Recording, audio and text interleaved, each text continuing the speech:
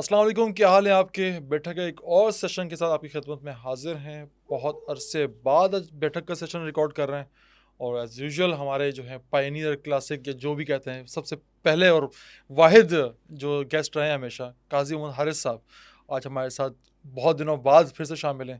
ان سے بات کریں گے مختلف موضوعات پہ، خاص طور پہ اس موضوعات پہ جن پہ آج کل میں کافی ویڈیوز بنا رہا ہوں کہ الہامی کتاب یا وہ صحیفے جسے آسمانی صحیفے کہا جاتا ہے یا ہیں یا دعویٰ کیا جاتا ہے، ان میں ہونے والی تحریف کہ کس طرح ان کو کرپٹ کیا گیا اور کیا وجہ بنی انہیں بائبل میں سے نکالنے کی یا اسلامی صحائف کے لسٹ میں سے نکالنے کی. تو ان تمام باتوں پہ آج ہم بات کریں گے قاضی محمد حارث صاحب کے ساتھ. شروع کرتے ہیں. السلام علیکم قاضی صاحب. وعلیکم السلام. کیا حال ہے بھائی؟ کیسے ہیں آپ؟ اللہ خیریت کا سے؟ شکر سر. آپ بتائیں کیا حال ہے، کہاں غائب ہیں؟ سب سے پہلے تو یہ بتائیں آپ. بس الحمدللہ اللہ کا شکر. یہ ہے کہ بس غائب کا یہ کہ یونیورسٹیز کے وہ چل رہے تھے سارے. دوسرا یہ کہ الحمدللہ ایک اور ریسرچ پیپر پہ کام شروع کیا ہے. زبردست. تو یہ ہے کہ تھوڑا سا بس مصروفیت بڑھ گئی ہے بس، ادروائز تو آپ کے سامنے ہی ہے. اچھا قاضی صاحب، پچھلے کچھ دنوں میں نے کچھ 2-3 ویڈیوز بنائی اور جس میں پرانی کتابیں جو ہیں جو متروک ہو چکی ہیں یا جن پہ عمل نہیں کیا جاتا یا ان کو بائبل سے نکال دیا گیا کہ یہ میل نہیں کھاتی خدا کے مزاج سے، بقول پادریوں کے. بک آف انوک ہو گئی، ٹیسٹمنٹ آف سولومون ہو گئی. ٹیسٹمنٹ آف سولومون تو خیر واسی کافی مشہور تھے اس حوالے سے کہ بہت بعد میں وہ لکھی گئی. کیا وجہ ہے کہ کتاب نکال دی جاتی ہے، اور کیا وجہ ہے کہ آسمانی کتابیں ہونے کے باوجود نئی اسلامی کتاب آتی ہے، اور کیا اس سے پچھلی کتابیں بالکل رد ہو جاتی ہیں یا ان کا کوئی پارٹ رہتا ہے؟ یہ ایسا موضوع ہے کہ جس میں نا مختلف مذاہب کے لوگ مختلف نظریہ رکھتے ہیں. کیونکہ جیسے اگر ہم بات کرتے ہیں نا سیدھا سطح، ہم کلیئر کٹ بالکل ایک اسٹیٹمنٹ دے دیتے ہیں کہ بھائی اسلام میں بائبل تحریف شدہ ہے. تورات، زبور، انجیل ان میں تحریف ہوئی جس کی وجہ سے قرآن نازل کرنے کی ضرورت پیش آئی. ظاہر ہے قرآن اگر پچھلی کتابوں میں تحریف نہ ہوئی ہوتی تو قرآن نازل کرنے کی کوئی وجہ بنتی نہیں تھی. ایز اٹ از میسیج چلا آ رہا ہے. اور پھر ہم بتاتے بھی ہیں کہ بھائی قرآن اور دیگر کتابوں میں وجہ امتیاز یا جس کو ہم کہتے ہیں کہ ڈفرینس، مین ڈفرینس یہی ہے کہ قرآن میں تحریف پاسبل نہیں ہے اور پرانی کتابوں میں تحریفات ہوئی ہیں. اچھا، یہ کلیم ظاہر ہم مسلمس کا ہے، اسلام کا ہے. اگر آپ بات کریں کسی کرسچن سے تو وہ تو بائبل کو نہیں مانے گا کہ بائبل میں تحریف ہوئی ہوئی، اور وہ اس پہ ظاہر ہے آرگیومنٹ کرے گا آپ سے ڈیبیٹ ہو جائے گی. تو سب سے پہلے نا ہم اس کو دیکھتے ہیں کہ عیسائیت کے اندر ہی خود کیا ڈفرینٹ اسکول آف تھاٹس ہیں اور کیا لوگ مانتے ہیں کہ باقی بائبل میں تحریف ہوئی ہے یا بائبل میں کچھ چینجز ہوئی یا نہیں ہوئی ہیں. تو یہ بات تو آپ کو کلیئرلی پتہ ہی ہوگی کہ بائبل دراصل کرسچینٹی میں دراصل 2 بڑے فرقے ہیں. ایک ہے کیتھولک اور ایک ہے پروٹیسٹنٹ. اور پروٹیسٹنٹس فرقہ بننے کی بڑی وجہ یہی تھی. اس کا ریزن یہی تھا کہ وہ یہ کہتے تھے کہ ایک مخصوص جو فرقہ ہے جس کو ہمارے یہاں مولوی فرقہ کہا جاتا ہے، ان کے یہاں وہ پادری ہیں، وہ دراصل جو مذہبی ٹھیکیدار ہیں، پاپائیت ایکچولی، انہوں نے جو ہے نا وہ بائبل کو اپنے حساب سے مولڈ کر لیا ہے. اور مزے کی چیز یہ ہے کہ یہ چیز نہ صرف یہ کہ پروٹیسٹنٹس بلکہ کیتھولک بھی مانتے ہیں کہ بائبل دراصل بیائی ہی اللہ کے الفاظ نہیں ہیں. اس کو کنورٹ کیا ہے لوگوں نے اپنے الفاظ میں، اور ان کا کہنا یہ ہے کہ اصل پیغام محفوظ رکھا ہے. انہوں نے کوشش یہ کی کہ اصل پیغام محفوظ رہے، اور اصل پیغام محفوظ رکھنے کے بعد انہوں نے وہ اللہ کے پیغامات جو حضرت عیسیٰ علیہ السلام پہ نازل ہوئے، حضرت داؤد علیہ السلام پہ نازل ہوئے، یا حضرت موسیٰ علیہ السلام یا باقی صحیفے بھی، انہوں نے اس کو کوشش یہ کی کہ وہ پیغام جو اصل ہے اس کو باقی رکھا جائے، اور پھر انہوں نے اس کو اپنے الفاظ میں اپنی لینگویج میں انہوں نے اس کو جو ہے وہ الفاظ کا جو ہے وہ جامہ پہنا دیا ہے. اب ان کا کہنا یہ ہے کہ ہو سکتا ہے شاید کسی کاتب سے کوئی سہون غلطی ہو گئی ہو، یا کسی کاتب نے کوئی ایسے الفاظ استعمال کر لیے ہوں جو نامناسب ہوں، یا کسی کاتب نے ایسا کوئی لفظ لکھ دیا ہو جو اللہ کی طرف سے نازل کردہ نہ ہو. لیکن وہ یہ کہہ رہے ہیں کہ ایک تو یہ کہ اس نے جان کے نہیں کیا ہوگا، اور دوسرا یہ کہ اس کا جو اصل پیغام ہے وہ محفوظ ہے. یہ چیز عام طور پہ کتابوں میں آپ کو آسانی سے مل جائے گی کرسچینٹی کی. جبکہ ہمارا کلیم یہ ہے کہ بھائی یہیں سے ہی اسٹارٹ ہوتا ہے مسئلہ. آپ کو شاید یاد ہو، ہم نے اس پہ پہلے بھی ڈسکشن کیا تھا، اور وہ ڈسکشن کیا تھا کہ حضرت ابو بکر صدیق رضی اللہ تعالیٰ عنہ کے دور میں جب جنگ یمامہ ہوئی نا، تو حضرت ہم لوگوں نے تقریباً اراؤنڈ ڈفرینٹ نمبرز آتے ہیں، 200 سے 300 کچھ زیادہ بھی لکھتے ہیں، ہم نے حافظ قرآن ہمارے شہید ہو گئے جنگ یمامہ میں، مسلمہ کے خلاف ہوئی تھی. تو حضرت ابو بکر صدیق رضی اللہ تعالیٰ عنہ کے پاس حضرت عمر رضی اللہ تعالیٰ عنہ آئے اور انہوں نے ایک خطرہ ظاہر، مطلب انہوں نے اپنی خدشہ جس کو کہتے ہیں نا وہ ظاہر کیا. انہوں نے کہا کہ ہمیں قرآن کو کمپائل کر لینا چاہیے، ایسا نہ ہو کہ قرآن لاسٹ ہو جائے. اور مزے کی بات یہ ہے کہ یہ اسٹیٹمنٹ کلیئرلی ایک چیز بتا رہا ہے، وہ یہ ہے کہ اگر ہم نے لوگوں کی یادداشتوں پہ بھروسہ رکھا تو خدا نہ خواستہ چیزیں چینج ہو جائیں گی اگر زیادہ ٹائم گزرا. یا تو یہ کہ ایک میس لیول پر ہو، ہزاروں لاکھوں لوگ حافظ ہوں تو سمجھ آتا ہے، لیکن اگر ایک بہت چھوٹی سی تعداد ہے لوگوں کی جنہوں نے اس کتاب کو، الہامی کتاب کو یاد رکھا ہوا ہے. پہلے کیا ہوتا تھا؟ پہلے یہ تھوڑی ہوتا تھا کہ ہر گھر میں بائبل رکھی ہوئی ہے. میں اکثر یہی بات کرتا ہوں اپنے اسٹوڈنٹس کو بھی، یہ بولتا ہوں کہ کیا آج بائبل میں کرپشن پاسبل ہے؟ بچے کہتے ہیں ہاں پاسبل ہے، جبکہ ایسا نہیں ہے. اس دور میں آپ بائبل میں کرپشن نہیں کر سکتے. اس دور میں چاہے اولڈ ٹیسٹامنٹ ہو چاہے نیو ٹیسٹامنٹ ہو، اس میں کرپشن پاسبل نہیں ہے. کیوں؟ دنیا میں سب سے زیادہ چھپنے والی کتاب ہے بائبل. کتنی ہی کرپشن کر لیں گے آپ، کتنے گھروں میں موجود ہے. اب اگر یہ پچھلے 400 500 600 700 800 سال ہٹا دیے جائیں، اس سے پیچھے اگر ہم جائیں نا، تو ہمیں پتہ چلتا ہے کہ لوگ دراصل کتابیں اورل ٹرانسمیشن کے ذریعے سے دوسروں کو دیا کرتے تھے. لوگوں کے دماغوں میں محفوظ ہوتی تھیں. پرانے زمانے میں یعنی آپ علیہ الصلوۃ والسلام سے پہلے بھی لوگوں کے پاس چونکہ کتابیں تو تھی ہی نہیں، لوگ جاتے تھے اپنے پادریوں کے پاس اور ان سے بولتے تھے بھائی یہ مسئلہ پیش آ گیا ہے اور اس مسئلے میں بائبل کی کیا گائیڈنس ہے آپ ہمیں بتا دیجئے. تو دراصل وہ ایکس وائی زیڈ کتاب، ہم اکثر یہ قصے پڑھتے ہیں کہ آپ علیہ الصلوۃ والسلام سیریا جا رہے تھے، شام جا رہے تھے، راستے میں ایک بحیرہ، ایک راہب ملا. بھائی آپ علیہ الصلوۃ والسلام کے آس پاس اتنے کرسچن ہیں، مدینے میں اتنے یہودی ہیں، وہ کیوں نہیں بتا رہے کہ ایک نبی آئے گا جو ہے وہ حجاز میں آئے گا اور اس کے پیٹھ پہ یہ اس طرح کا نشان ہوگا؟ بحیرہ ہی کیوں بتا رہا ہے؟ کیونکہ یہ سارے کے سارے لوگ ڈپینڈنٹ تھے اس پادری پہ. یہ جاتے تھے اس پادری یا جو بھی پاپا جو بھی ایکسپیکٹڈ ورڈ یوز کر لیں آپ اس کو، تو وہ ان کے پاس جاتے تھے، ان سے بولتے تھے بھائی یہ مسئلہ پیش آ گیا، اب آپ اس مسئلے کا کوئی حل بتائیے بائبل کی روشنی میں. تورات زبور انجیل، بائبل تو بہت بات کی بات ہے. تو وہ پھر اس میں حل بتا دیا کرتے تھے. اب ہوتا یہ تھا کہ ہر بندے کی یادداشت ایک تو اتنی مضبوط نہیں ہے، اس کا تقوی اتنا مضبوط نہیں ہے. سم ٹائمز ایسا بھی ہوا ہے، کچھ کتابوں میں ایسا بھی لکھا گیا ہے کہ کچھ مخصوص پادریوں نے اپنی مطلب جس کو کہتے ہیں نا تسکین کے لیے اگر کچھ الٹے سیدھے کام کر لیے اور لوگوں نے ان سے آگے کویشچن کر لیا کہ بھائی آپ نے فلانا کام کر لیا، آپ تو پادری ہیں، تو انہوں نے بولا اس میں ایسا کیا پرابلم ہے؟ کبھی معاذ اللہ یہ تو بائبل میں بھی لکھا ہوا ہے. ہاں یہ بائبل میں لکھا ہوا ہے. تو اس طرح جو ہے وہ آہستہ آہستہ کر کے اب ہوا کیا، یہ چینجز نا، یہی وجہ ہے یہ چینجز اتنی زیادہ ہوئی کہ آپ دیکھیں گے کہ یہ جو نیو ٹیسٹامنٹ ہے ایکچولی، اس میں آپ دیکھیں گے کہ یہ جو کیتھولک ہیں ان کے جو بائبلز ہیں وہ تقریباً کوئی 36 کے قریب ہیں، سوری بکس جو ہیں ان کی نیو ٹیسٹامنٹ میں، اور جو پروٹیسٹنٹس ہیں ان کے اراؤنڈ کوئی 29 30 کے آس پاس ہیں. اس کے علاوہ ایک ایتھیوپک چرچ بھی ہے، اس کی ان سے بھی زیادہ ہے. اچھا، مطلب بک آف انوک میں پڑھ رہا تھا پچھلے دنوں، تو بک آف انوک جو ہے وہ ان دونوں سے نے خارج کر دی. حضرت عیسیٰ علیہ السلام کے 200 سال بعد. حضرت عیسیٰ علیہ السلام کے دور تک بک آف انوک موجود تھی. ان کے جانے کے دنیا سے اللہ پاک نے زندہ جب اٹھا لیا ان کو، اس کے 200 سال تک بک آف انوک بائبل کا حصہ تھی. اس کے بعد انہوں نے اس کو خارج کر دیا، جلا دیا، پھاڑنے کا حکم دیا، جس کے پاس ہے ضائع کر دے اس کو جس بھی حالت میں ہے. بٹ کچھ پادری تھے وہ ایتھیوپک چرچ والے، وہ اپنے ساتھ لے گئے تھے. اور دوسرا میں نے ایک بہت مزے کا ایک مکالمہ پڑھا تھا ریڈٹ پہ. تو ایک بندہ تھا وہ مذہب پہ تحقیق کر رہا تھا بیسکلی. تو اس نے سوال پوچھا بھائی کہ قرآن میں اور بائبل میں کیا فرق ہے، کرسچینٹی اور مسلمانوں کی جو دو الہامی کتابیں. تو ایک بندے نے بڑے مزے کا جواب دیا. اس نے کہا کہ جب آپ بائبل پڑھتے ہیں نا تو اس میں حضرت عیسیٰ علیہ السلام کہتے ہیں کہ اگر کوئی تمہارے ایک گال پہ تھپڑ مارے تو اپنا دوسرا گال بھی اس کا آگے کر دو. لیکن آپ جب قرآن پاک پڑھتے ہیں تو قرآن اس کے بالکل اپوزٹ بات کرتا ہے. قرآن کہتا ہے اگر کوئی تمہیں مارے تو تمہیں تمہارے دفاع کا حق ہے، تم اپنا دفاع کرو.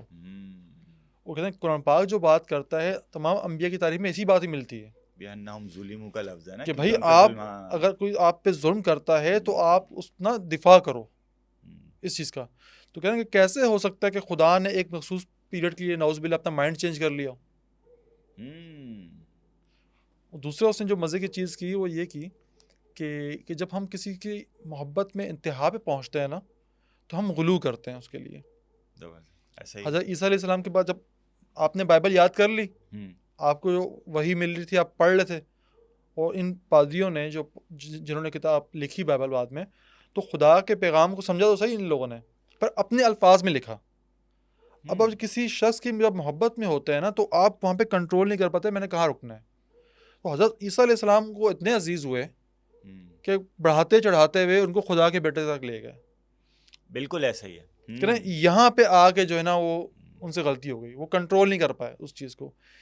اس لیے کہ اس نے ایک اور تیسری جو مزے کی بات کی نا, اس نے یہ کہا کہ قرآن پاک اگر اردو میں لکھا ہو کہیں پڑھا ہو نا, تو آپ اس کو قرآن بولنے کا آپ کا دل نہیں کرتا. زبردست, بہت امپورٹنٹ بات ہے یہ. کہتے ہیں اگر انگلش میں لکھا ہوا ہے نا کہیں پورا ترجمہ, تو آپ اس کو قرآن پاک آپ اس کو نہیں کہہ سکتے. بہت زبردست. قرآن پاک آپ اسی کو کہو گے جو عربی زبان ہے, کیونکہ اللہ نے عربی کی زبان میں کہا ہے. تو مسلمانوں نے یا ان کے جو آنے والے بعد والے لوگوں نے قرآن پاک میں اتنی تحریف بھی نہیں کی کہ اس کی مترجم زبان کو قرآن پاک کا نام دے سکے. قرآن پاک انہوں نے اس عربی مکالمے کو ہی رکھا ہے, عربی وحی کو ہی رکھا ہے. تو کہہ رہے یہ بہت بڑا فرق ہے کرسچینٹی میں اور مسلمس میں, اور قرآن پاک کے مضبوط ہونے میں اور بائبل کے کمزور ہونے میں, کہ بائبل جو ہے ایک انڈیویجول لوگوں کے خیالات میں مبنی ہے. قرآن پاک میں کسی نے ایف بٹ یہ ایک نقطہ بھی اپنی طرف سے نہیں لگایا فالتو اضافی, جو چیز جیسے ملی وہ ڈال دی. ہو سکتا ہے کہ اس وقت کے لوگوں کو وہ بات سمجھ نہ آئی ہو, پر قرآن پاک کسی کی عقل کا محتاج نہیں تھا کہ چلو ان کی عقل میں بات نہیں ہے تو یہ بات نہ کروں. قرآن پاک نے بات کر دی, وہ بات پھر 100 سال بعد جب بندہ تھوڑا جدید ہوا اس کو فلانی بات سمجھ آ گئی, 200 سال بعد فلانی بات سمجھ آ گئی. ابھی جو قرآن پاک کی بات سمجھ نہیں آ رہی, اس کا یہ مطلب نہیں کہ قرآن پاک میں کوئی نعوذ باللہ غلط بات لکھی ہوئی ہے, بلکہ وہ بات شاید 500 سال بعد انسان اس قابل ہو سکے, اس کی دماغ کی اتنی وسعت ہو سکے کہ اس بات کو سمجھ سکے. اس لیے قرآن پاک کسی کے مزاج پہ نہیں بدلتا, وہ جیسا ہے ویسا ہی ہے. اب یہاں پہ ہم زیادتی غلطی یہ کر دیتے ہیں نا کہ کوئی سائنس کی ڈسکوری ہو جائے, یہ کچھ ایسی شے ہو جائے جو قرآن پاک سے متضاد لگ رہی ہو, تو ہم زبردستی اس کو اسلام کا لبادہ پڑھنے کی کوشش کرتے ہیں. یار ہر چیز قرآن پاک میں نہیں ہو سکتی. ہو سکتا ہے کہ وہ جو چیز ابھی آئی ہے وہ بالکل انیشیل لیول پہ ہو, جب اپنے پرو لیول پہ پہنچے تب وہ قرآن پاک کی کسی چیز کو جا کے فل کرے. قرآن پاک تصدیق ہے, سائنس تصدیق نہیں ہماری نظر میں. جو چیز قرآن پاک سے ثابت ہو رہی ہے یہ قرآن پاک میں ہے, ہم اس کو تصدیق مانتے ہیں. آج سمجھ نہیں آ رہی نا قرآن پاک کی فلانی آیت, 300 سال صبر کرو, یہ اور علم حاصل کرو. قرآن پاک تو یہ کہتا ہی نہیں کہ رک جاؤ یہاں پہ, قرآن پاک تو کہتا ہے کہ علم حاصل کرو, آگے بڑھو. جتنے دنیا کے علم ہیں اللہ پاک کے دیے گئے ہیں ان تمام پہ عبور حاصل کرو. وہ ایک بندے نے ابھی پچھلے دنوں مجھے میسج کیا نا کہ یار آپ بڑی زیادتی کر رہے ہیں ہمارے صاحب کی, باقی کتابیں پڑھ رہے ہیں آپ. مسلمان ہونے کا ہمارا یہ فرض بنتا ہے کہ ہم قرآن پاک کے علاوہ کوئی کتاب نہ پڑھیں. میں نے کہا یہ بات وہی کرتا ہے کہ جس نے قرآن پاک نہ پڑھا ہو, خود قرآن نہیں نہ پڑھا ہو. جس نے قرآن پاک نہ پڑھا ہو نا وہ یہ بات کرے گا کہ قرآن پاک کے علاوہ کوئی کتاب نہ پڑھو. جس نے قرآن پڑھا ہوا ہے وہ ہر کتاب پڑھے گا دنیا کی, وہ کتاب تو کھلا چیلنج دیتا ہے. خود کو تصدیق کرنے والی کتاب کہتا ہے. تصدیق کس چیز کی کر رہا ہے, وہ کتابیں پڑھو جا کے. قرآن پاک کس کی تصدیق کر رہا ہے؟ قرآن پاک یہ قرآن کیا ہے؟ ایگزیکٹلی قرآن پاک ان چیزوں کو نکالنے کی بات کرتا ہے جو غلط ہے, تو چیک کرو وہ کیا چیزیں غلط ڈل گئی تھیں. دونوں طرف دیکھنی پڑیں گی نا چیزیں. وہ جیسے وہ یہی ہے نا, آپ کی یہی بات ہے, اس میں ایک قرآن کی آیت ہے نا, کل یا اہل الکتاب تعالوا الی کلمۃ سواء بیننا وبینکم, کہ اے نبی ان سے کہہ دیجئے کہ اے اہل کتاب اس جملے پہ آ جاؤ جو میری اور آپ کی کتابوں میں مشترک ہے, میوچول ہے. اب آپ کو اگر پتہ ہی نہ ہو ان کی کتابوں میں کیا ہے, آپ نے پڑھا ہی نہ ہو. اچھا مزے کی بات یہ ہے کہ اس سے ایک اور چیز پتہ چل رہی ہے, وہ یہ ہے کہ آپ علیہ الصلوۃ والسلام نے چونکہ باقی کتابیں تو پڑھی ہوئی نہیں تھیں, حتیٰ کہ جو سیریا ٹرپ ہوا اس میں بھی آپ علیہ الصلوۃ والسلام نے بچپن میں وہ بحیرہ نے واپس بھیج دیا تھا, آپ جا ہی نہیں سکے تھے سیریا, صرف میسرا والے میں جا سکے تھے. اب اس میں یہ پتہ چل رہا ہے کہ آپ علیہ الصلوۃ والسلام کو جو باقی کتابوں کی نالج دی جا رہی ہے وہ بھی کسبی نہیں ہے, وہ بھی اللہ ڈائریکٹ دے رہا ہے کہ بھائی یہ ہم نے نازل کی تھی, اب ہم یہ تم پہ نازل کر رہے ہیں, اور یہ ڈفرینس ہے. یہ قرآن کی ایک آیت بھی ہے کہ یحرفون الکلمۃ عن مواضع ویقولون رائنا, یہ ایک چھوٹا سا ورڈ اللہ تعالیٰ نے اگزامپل کے طور پہ دیا ہے کہ وہ نا چھوٹے چھوٹے الفاظ میں نا اب رائنا کو رائنا کر دیا کرتے تھے. یہ دیکھیں یہ ڈفرینس قرآن بتا رہا ہے اللہ تعالیٰ, چھوٹا سا ڈفرینس ہے. رائنا ہماری طرف نظر کیجئے, رائنا ہمارے چرواہے, زمین آسمان کا ترجمے میں فرق ہے. اب آپ دیکھیں اللہ نے تو اگزامپل بھی دے دی سورہ نساء میں, اور سورہ بقرہ میں بھی اللہ تعالیٰ نے بتا دیا کہ یہ اس طرح کی نا تحریفیں کیا کرتے تھے, چھوٹے چھوٹے سے الفاظ میں ذرا سا منہ گھما دیا, ذرا سی زبان مروڑ دی, اب اس میں کیا ہے, آپ ایک بندے کی یادداشت پہ اگر ڈپینڈنٹ ہے, ایک بندے کی یادداشت پہ, میں اکثر یہ کہتا ہوں کہ آپ علیہ الصلوۃ والسلام کے دور میں بھی نا 42 صحابہ کم سے کم حافظ قرآن ہر وقت تھے, اور یہ ان کی میموریز چیک کریں ذرا. میں مثال دے رہا ہوں کہ صحابہ نے سپوز کر لیتے ہیں 40 رکوع یاد کیے ہیں سورہ بقرہ کے. ایک دن آپ علیہ الصلوۃ والسلام نے 4 صحابہ کو بلایا, ان کو کچھ آیتیں سنائی, انہوں نے بولا کیا یا رسول اللہ, انہوں نے بتایا کہ آپ علیہ الصلوۃ والسلام نے کہ قرآن نازل ہوا ہے, رکوع نازل ہوا ہے, کہاں رکھنا ہے اس کو سورہ بقرہ کے رکوع نمبر 22 کے بعد رکھ لو. اب لکھنا تو آسان ہے, آپ نے ایک پیج ایڈ کر دیا, اب دماغ میں جو آپ نے 23واں رکوع رکھا ہوا تھا وہ ہو گیا 24واں, کیونکہ 23واں تو یہ ایڈ ہو گیا ہے. یار اتنی خطرناک میموریز عربس کی ہوتی تھیں کہ جب یہ قرآن کمپائل ہونے لگا نا, جب یہ کتابی شکل میں آنے لگا, تو حضرت عمر رضی اللہ تعالیٰ عنہ اور حضرت زید بن ثابت رضی اللہ تعالیٰ عنہ یہ مسجد نبوی کے باہر بیٹھے, اور انہوں نے 3 چیکس لگائے قرآن کی آیتیں جمع کرنے کے لیے. حضرت ابوبکر نے ان کو بولا قرآن کی آیتیں آپ جمع کریں اور اس کو لکھیں. تو انہوں نے 3 چیکس لگائے. انہوں نے بولا بھائی سب سے پہلے جو بھی کوئی قرآن کی آیتیں لے کر آئے گا ہم ان سے مانگیں گے 2 گواہ, کہ بھائی آپ نے اگر یہ قرآن کی آیت لکھی ہے تو اس لکھتے وقت آپ علیہ الصلوۃ والسلام جب آپ کو سنا رہے تھے تو کوئی 2 گواہ لے کر آؤ, جو 2 بندے اس وقت موجود ہوں کہ ہاں بھائی آپ سنا رہے تھے اور ہم لکھ رہے تھے. یا اگر آپ کو یاد ہے تو 2 گواہ لے کر آؤ کہ آپ علیہ الصلوۃ والسلام نے آپ کو سنائی تھی اور آپ نے یاد کر لی تھی. یہ پہلا ٹیسٹ ہے. دوسرا ٹیسٹ کیا ہے؟ دوسرا ٹیسٹ یہ کہ حضرت عمر رضی اللہ تعالیٰ عنہ, حضرت زید بن ثابت رضی اللہ تعالیٰ عنہ, دونوں بھی حافظ قرآن تھے. یہ اپنی میموریز سے اس کو ویریفائی کر رہے تھے, کراس ویریفائی. تیسرا ٹیسٹ کیا تھا کہ بھائی جب 2 گواہ آ رہے ہیں, انہوں نے آیتیں سنائی, تو ان 2 گواہ کو الگ بلایا جا رہا ہے وہ آیتیں جمع کرنے کے لیے, ان سے پھر 2 الگ گواہ مانگے جا رہے ہیں, ان سے آیتیں مانگی جا رہی ہیں. اب مختلف جگہوں سے ایک سیم رکوع اگر 4-5 جگہوں سے آ رہا ہے تو اس کو بھی پھر کراس ویریفائی کیا جائے گا. اور مزے کی بات یہ ہے کہ اتنا اسموتھ یہ پروسیجر تھا, اتنی زبردست قسم کی ان کی ریٹینٹو میموریز تھیں کہ انہوں نے تو اس دور کو بہت اچھے طریقے سے نکال لیا. حضرت عمر رضی اللہ تعالیٰ نے اپنے دور میں اتنا گورنمنٹ امپلائیز پہ حفظ لازمی کر دیا تھا.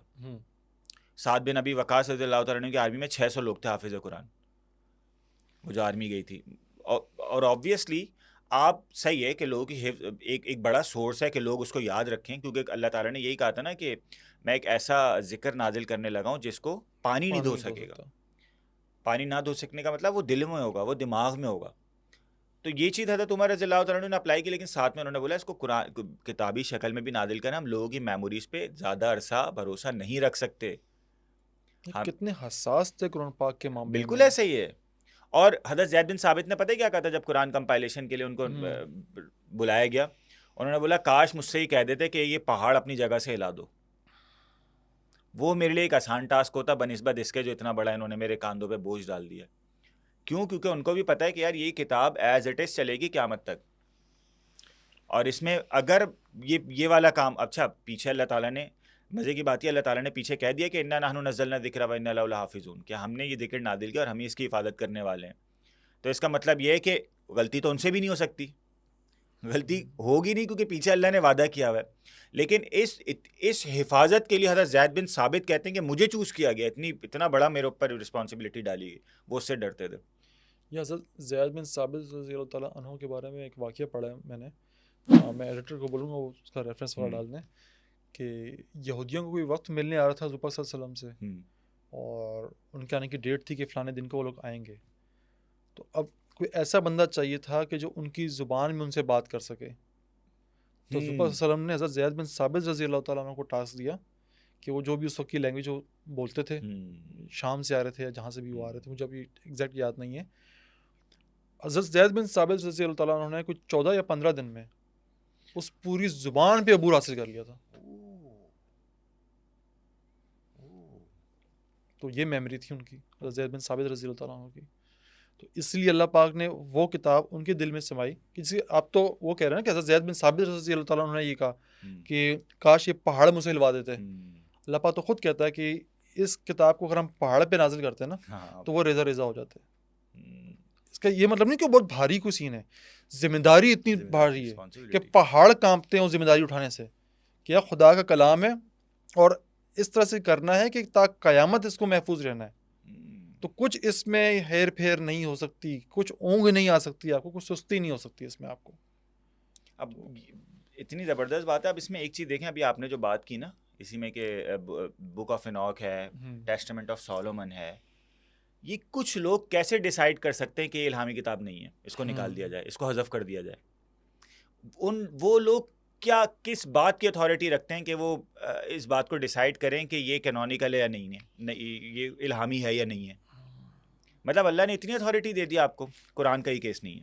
اس میں ایک مزے کی بات یہ بھی تھی نا بک آف انوک کو ہٹانے کی. ایک تو کچھ چیزیں تھیں کہ وہ مجھے لگتا ہے کہ لاسٹ ان ٹرانسلیشن والا گیم ہو گیا, کیونکہ کسی اور زبان میں تھی, جب کسی اور زبان میں ٹرانسلیٹ ہوئی تو پھر بہت سارے مطلب جو ہے نا اس میں گریک میتھولوجی بھی شامل ہو گئی. ہاں, کیونکہ اولڈ ٹیسٹمنٹ تو یونانی میں ہی غالباً نازل ہوئی تھی نا زبان میں. تو کافی ساری چیزیں فیل ہو رہی تھی مجھے بک آف انوک پڑھتے ہوئے, اولڈ ٹیسٹمنٹ پڑھتے ہوئے, اپنا ٹیسٹمنٹ آف سولومون پڑھتے ہوئے. لیکن ایک اور جو وجہ ریسرچرز نے لکھی نا کہ بھائی اس کتاب کو کیوں ہٹایا گیا, تو وہ یہ وجہ تھی کہ بائبل کا جو خدا ہے نا وہ بڑا ظالم ہے, وہ معاف نہیں کرتا ہے, اور وہ بڑا جابر قسم کا اس کا ایک امیج بنایا ہوا ہے. تو یہ امیج سوٹ کرتا تھا پادریوں کو کہ لوگ خدا سے خوف میں رہیں گے, تو خدا کے تو ہم ہی ریپرزینٹ کرتے ہیں, تو ہمارا بھی خوف رہے گا کیونکہ ہم بتا رہے ہیں خدا کیسا ہے. بک آف انوک میں خدا کی مہربانی, معافیوں کا ذکر ہے, عنایتوں کا ذکر ہے, جنت کا ذکر ہے, ان سب چیزوں کا ذکر ہے. تو یہ اس وقت کے پاپائیت کے مزاج کے خلاف جاری تھی یہ جو بک تھی, اس لیے 200-300 سال بعد اس کو نکال خارج کیا گیا. کتنی خطرناک بات ہے کہ کچھ لوگ اپنی اگر یہ بات سچ ہے, ظاہر ہے کہ مطلب یہ لوگوں کی وہ ہے ہائپوتھیسس کہہ لو, آپ ریسرچ کہہ لو, 100% نہیں ہے یہ بات درست, مطلب ایسا نہیں ہے کہ ہم وہ کلیم کر سکیں. لیکن اگر یہ بات سچ ہے تو گویا کہ کچھ لوگوں نے اتھارٹی لے لی کہ وہ بتائیں گے یہ خدا کا کلام ہے یا نہیں ہے. ایگزیکٹلی. اور وہ خدا کے کلام میں جو اپنی مرضی کی چیز ہوگی اس کو رکھیں گے, اور جو مرضی کی چیز نہیں ہوگی اس کو باہر نکال دیں گے. یہ کل ہم ایک جگہ بیٹھے ہوئے تھے تو وہاں بھی میں نے یہ بات کی تھی کہ چاہے ہم اپنے آنے یہاں پہ اس مولائیت کی بات کریں جو اپنے علاوہ کسی کو ٹھیک نہیں سمجھتا, چاہے ہم پاپائیت کی طرف چلے جائیں, جو خدا کے ماننے والے بندے ہوتے ہیں, جو خدا کے بڑے کلوز ہوتے ہیں, بعض اوقات نا وہ اتنا خود کو خدا کا بندہ سمجھ لیتے ہیں کہ بندہ سمجھتے خود کو خدا سمجھ لیتے ہیں. وہ سمجھتے ہیں میں ہی خدا ہوں, اور پھر ان کو لگتا ہے کہ جو چیز مجھے سمجھ نہیں آ رہی وہ چیز خدا کو بھی سمجھ نہیں آتی. یہاں سے مسئلہ کھڑا ہوتا ہے. پھر جو چیز ان کو ٹھیک نہیں لگتی نا وہ کہتے ہیں یہ چیز خدا کو بھی ٹھیک نہیں لگتی. پھر اپنی پسند ناپسند پہ لوگوں کو جج کرتے ہیں. پاپائیت نے تھوڑا ظلم کیا تھا یار, پورے جو ہے ملک کھا گئے یہ لوگ یورپ کے. جو ایولیوشن آیا تھا وہ والا فرینچ ریولوشن, ہاں, تو اس کی یہی وجہ بنی تھی کہ پاپائیت کا اور بادشاہت کا آپس میں گٹھ جوڑ تھا. وہ تیسری وجہ تھی, لیکن وہ تیسری وجہ میں کسی اور ویڈیو میں بتاؤں گا. اچھا, ہاں, ایک اور وجہ بھی تھی اس کی. تو یہ سارا گیم ہوا. مذہب پہ زوال اس وقت آتا ہے نا کہ جب مذہب کے نام لیوا خود کو خدا سمجھ لیتے ہیں. وہ خدا کا پیغام دینے کے بجائے اپنی بات کو خدا کا پیغام سمجھ لیتے ہیں. پھر جو بندہ ان کو پسند نہیں آئے گا اس کو سزا ہے, جس کے خیالات سمجھ میں نہیں آئیں گے وہ کفر ہے. تو یہ چلتا ہے تاریخ میں. تو اچھا جہانگیر, میں اکثر نا لوگ جیسے مولوی وغیرہ کی بات کرتے ہیں تو مسلمانوں کا نا, میں نے جو تھوڑا بہت میں نے دیکھا ان چیزوں کا, اسلام کے ساتھ یہ زیادتی ویسے ایک شاید چھوٹے اسکیل پر ہوئی ہو یار, عراق میں ہوئی ہے نا, مطلب الخوارزم سے لے کے دیکھو نا, یہاں یہ زیادتی تو ہوئی ہے نا. مطلب ہاں شاید ہوئی ہے, بلکہ ہوئی ہے.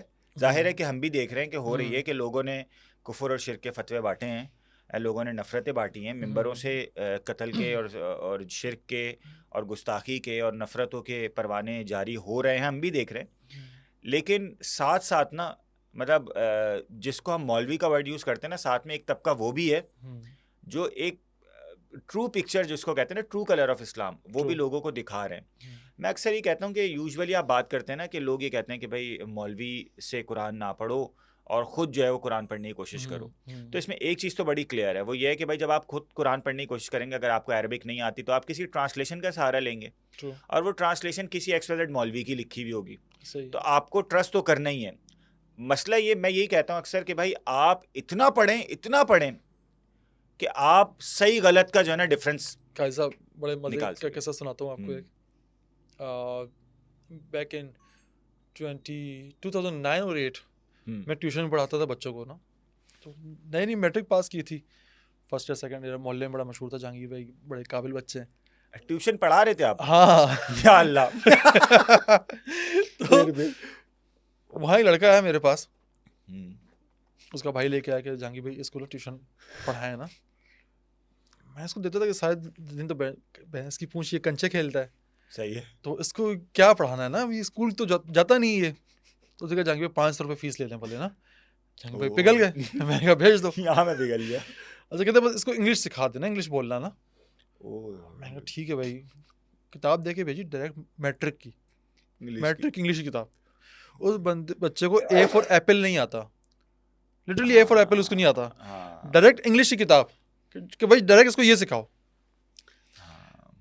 پیسوں کا لالچ تھا, میں نے 4 مہینے کوشش کی اور اس کو کچھ بھی نہیں سکھا سکا, کیونکہ ڈائریکٹ انگلش پہ بیسک ہوتی ہے ایک چیز کی, نہیں سکھا سکا اس کو میں. قرآن پاک کہتے ہیں نا ہر بندہ خود پڑھے, بالکل پڑھے, خود پڑھے خود سمجھے, لیکن قرآن پاک کی بیسک سمجھے پہلے. سب سے پہلے آپ آیتیں کون سی کب نازل ہوئیں, کس بات پہ نازل ہوئیں, احادیث کیا کہتی ہے اس آیت کے بارے میں, واقعہ کیا تھا, کیا ماحول تھا, تاریخ کیا ہے, مزاج کیا ہے, مکی ہے مدنی ہے, کون سے فرائض ہونے سے پہلے کیے, کون سے فرائض ہونے کے بعد کیے.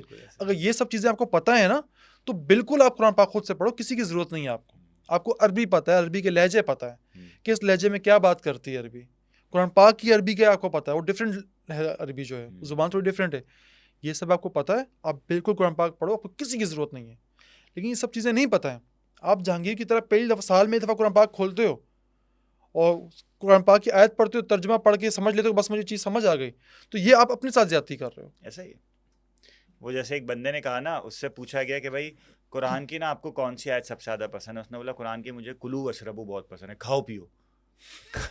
اس کو یہ نہیں پتا کہ بھائی یہ کھانا پینا رمضان میں سحری سے پہلے کا ہے, اللہ تعالیٰ نے آیت نہ, اس کو پوری آیت نہیں پتا.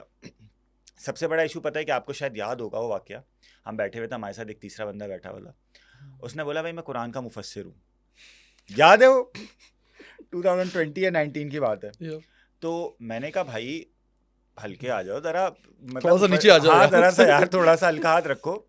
میں نے سے یہ پوچھا بھائی تفسیر اور تعویل میں کیا فرق ہے, وہ نہیں بتا سکا تھا تفسیر اور تعویل کا, لیکن وہ مفسر ہے, وہ مفسر صاحب بنے ہوئے. بعد میں پوچھتے رہے مجھ سے میسج پہ, یار بتا دے مجھے تفسیر تعویل کا. میں نے کہا اگر میں نے بتا دیا آپ آگے جا کے پھر میرے سامنے تو نہیں, باقیوں کے سامنے کلیم کریں گے آپ مفسر ہیں.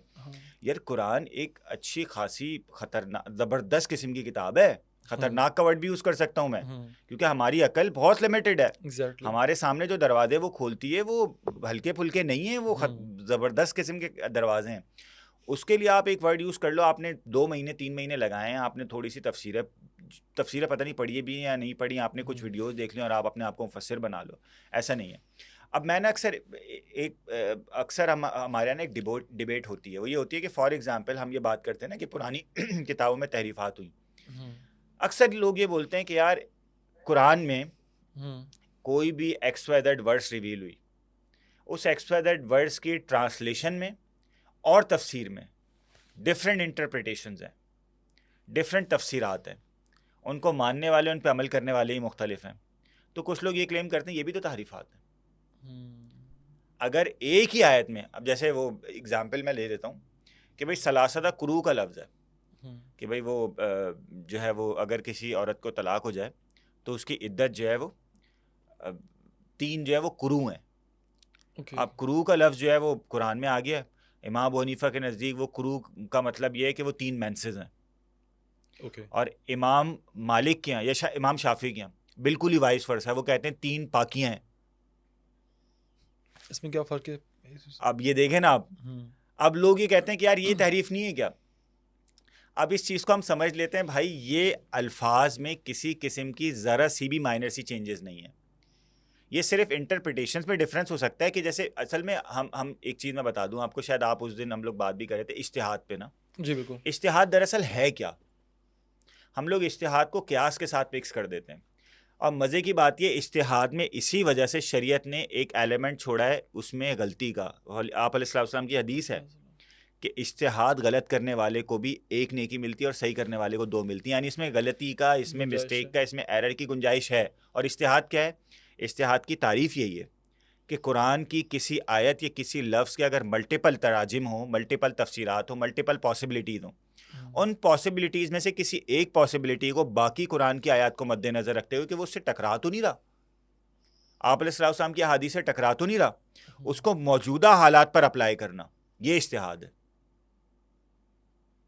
اب یہ عام بندہ تو یہ نہیں کر سکتا نا، اس کو پورا قرآن نہیں آتا، اس کو حدیثیں نہیں آتی. اب امام ابو حنیفہ نے پوری لائف دیکھی آپ علیہ السلام کی، صحابہ کی لائف دیکھی، قرآن دیکھا، تو انہوں نے اپنے حساب سے سمجھا کہ بھئی یہ وہ ہے، یہ مینسز ہیں. امام شافعی نے دیکھا پوری، انہوں نے اپنے حساب سے سمجھا یہ پاکی. اب اس میں کیا ہوگا؟ اس میں یہ جو عدت ہے نا مطلقہ کی، جس کو طلاق ہوئی ہے، اس کی امام ابو حنیفہ کی اور امام شافعی رحمۃ اللہ علیہ کی، ان کی عدتوں میں تھوڑا سا مائنر سا ڈفرنس آ جائے گا، دنوں میں ڈفرنس آئے گا، ذرا معمولی سا ڈفرنس آ جائے گا. اب وہ اگر مینسز کا ہے تو مینسز شروع ہونے کا دن، پاکی ہے تو جس دن مینسز ختم ہو رہا ہے. بالکل ایسے ہی نہیں، پاکی یہ ہے جیسے ایک مہینہ ہے، مہینہ نہیں تقریباً 25 دن کا سائیکل ہے، صحیح ہے. اب 25 دن میں اگر 7 دن مینسز ہیں تو باقی 18 دن پاکی ہیں. تو امام مالک کے یہاں یہ 18 + 18 + 18 یہ 3 سائیکل گزریں گے، 54 دن کا سائیکل.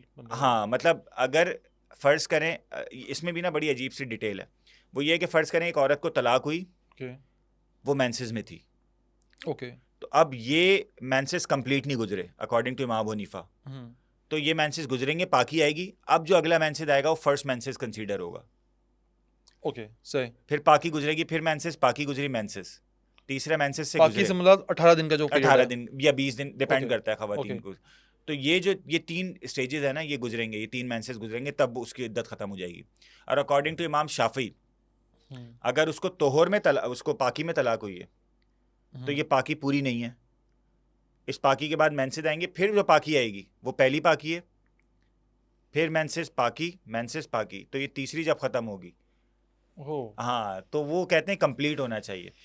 تو اب اس میں نا یہ انٹرپریٹیشنز ہیں، یہ تفسیرات ہیں، یہ اس میں اچھا قرآن نے حدیث میں کلیئرلی آ گیا ہے کہ بھائی ان کی اپنی انڈرسٹینڈنگس کے اکارڈنگلی انہوں نے اپنی جو اجتہاد کیا ہے، اب اس اجتہاد میں غلطی کی گنجائش بہرحال موجود ہے.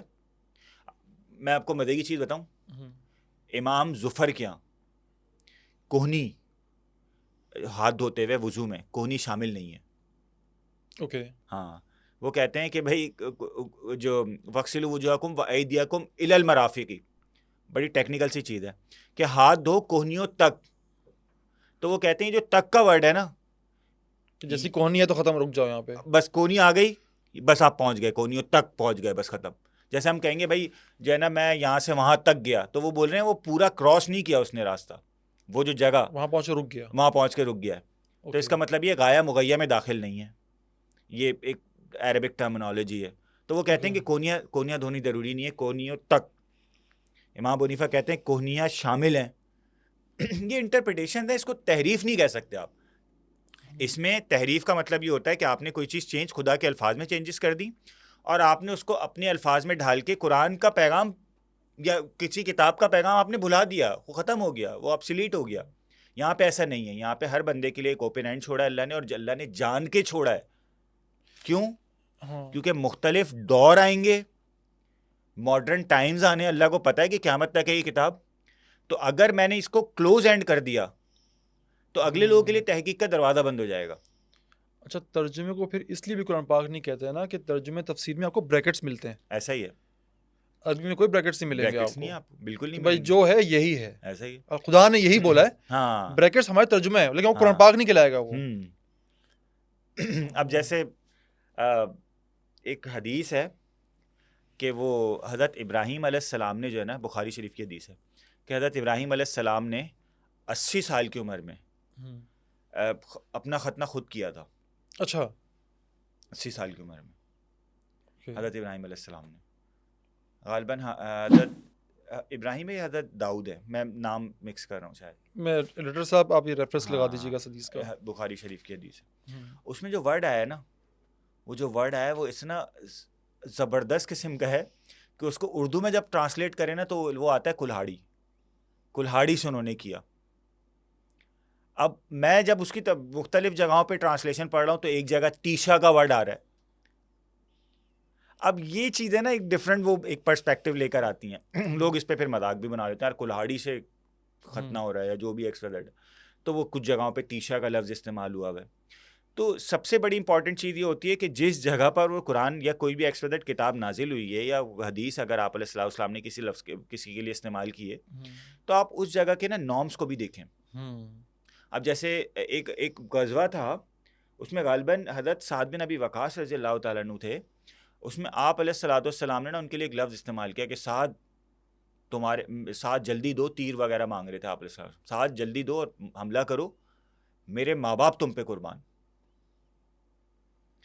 اب یہ میرے ماں باپ تم پہ قربان اگر کسی ایسے سوسائٹی میں چلا جائے جہاں پہ وہ اس کو لٹرل میننگ لے لیں تو یہ تو مسئلہ ہو جائے گا. تو یہ ایک نارم تھی جس میں لوگ فخر کرنے کے لیے بتاتے تھے. اب جیسے ایک اور قرآن کی آیت ہے وَلَا تَقُل لَهُمَا اُف, مجھے اچھی طرح یاد ہے جب میں پڑھ رہا تھا نا یہ, تو ہمارے استاد جی پڑھا رہے تھے کہ اب والدین کو نا اف تک نہ کہو.